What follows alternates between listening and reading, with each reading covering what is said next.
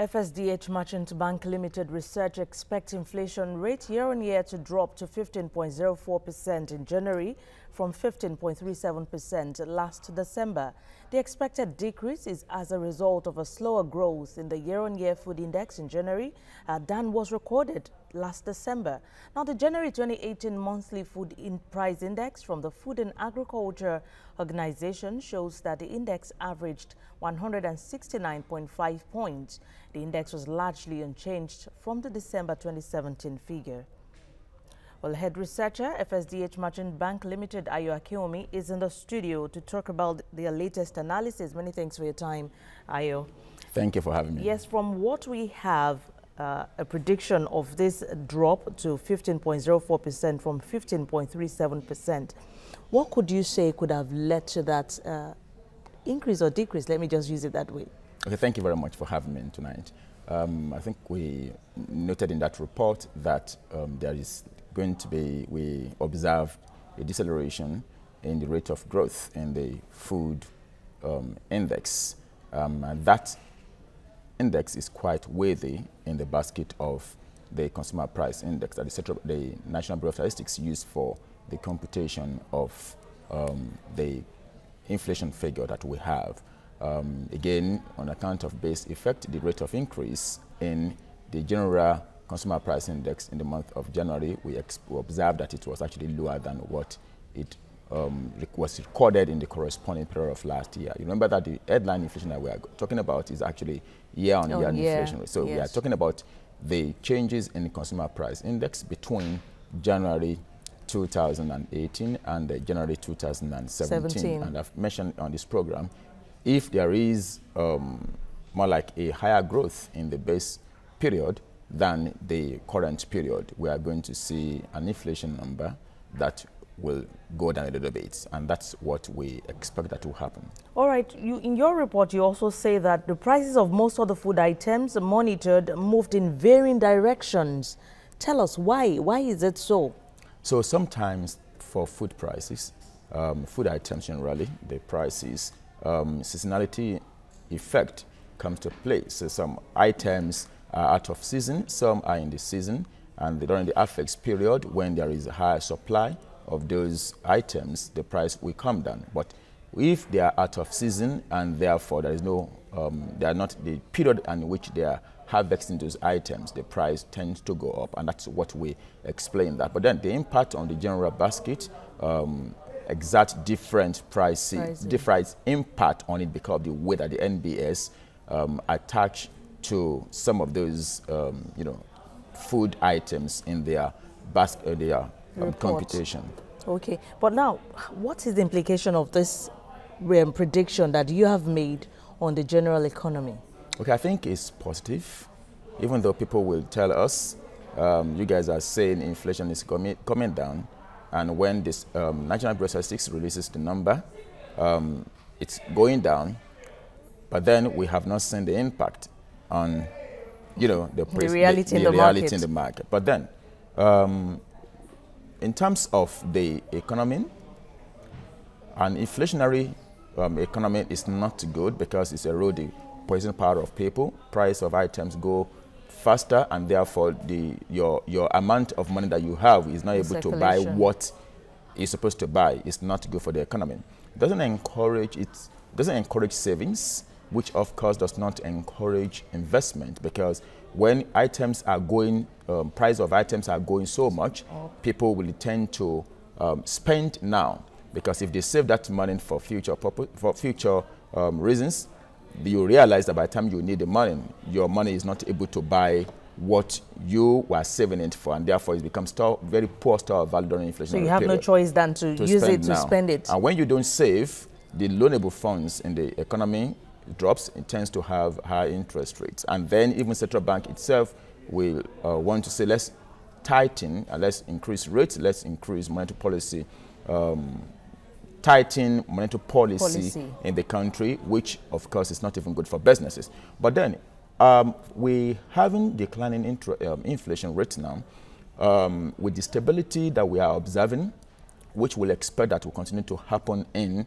the foreign exchange market. What the central bank may likely do is to ease monetary policy. Again, interest rate, we're beginning to see that in the market. Yield on fixed income security, bonds, federal government bond, treasury bills beginning to come down. Corporates are encouraged to then go ahead and issue commercial papers in which they can use to raise short-term funds for their working capitals. They are also able to issue long-term funds. About 2-3 years ago, when interest rate in the market was quite high, the yield on federal government securities were 22-23, no corporate is able to issue long-term 7-year bond at those rates, and therefore some of the expansion plans they have they won't be able to implement them. But with what is going on now, they are able to issue long-term paper to raise long-term funds for their expansion processes. And as they are doing that, they are employing factor of production.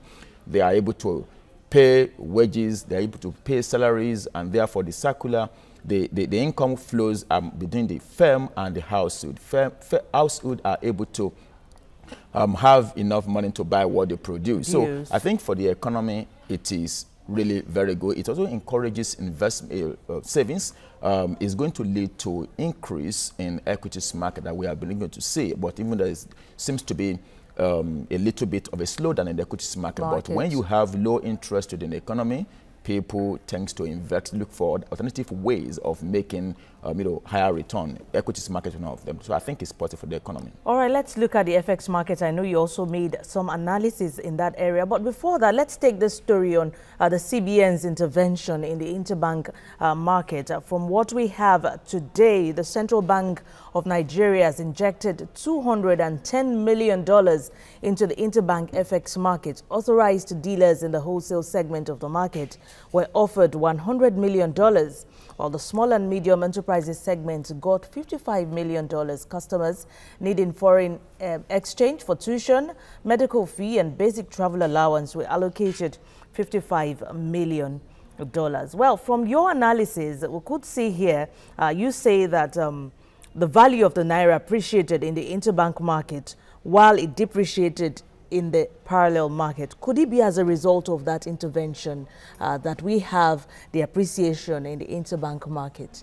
In the last few months, starting from, I think, April last year, the Central Bank has introduced, or even for almost 2 years now, they have introduced a lot of measures to ensure that they curb the rate at which naira was devaluing, and again, the fact that they needed to put a little bit of a stop to the speculative attack on the currency, again, to look for a way to manage the demand on the foreign exchange market. And again, the increase in, last year they introduced the investor and exporters window where the exchange rate was moved from about 300 naira to $1 to about 365, the current level now, which has inspired foreign investors' confidence and has enabled foreign investors, portfolio investors, and foreign direct investors and others to bring in additional money to the system. And so Central Bank is a little bit more liquid. We've seen accretion to external reserve,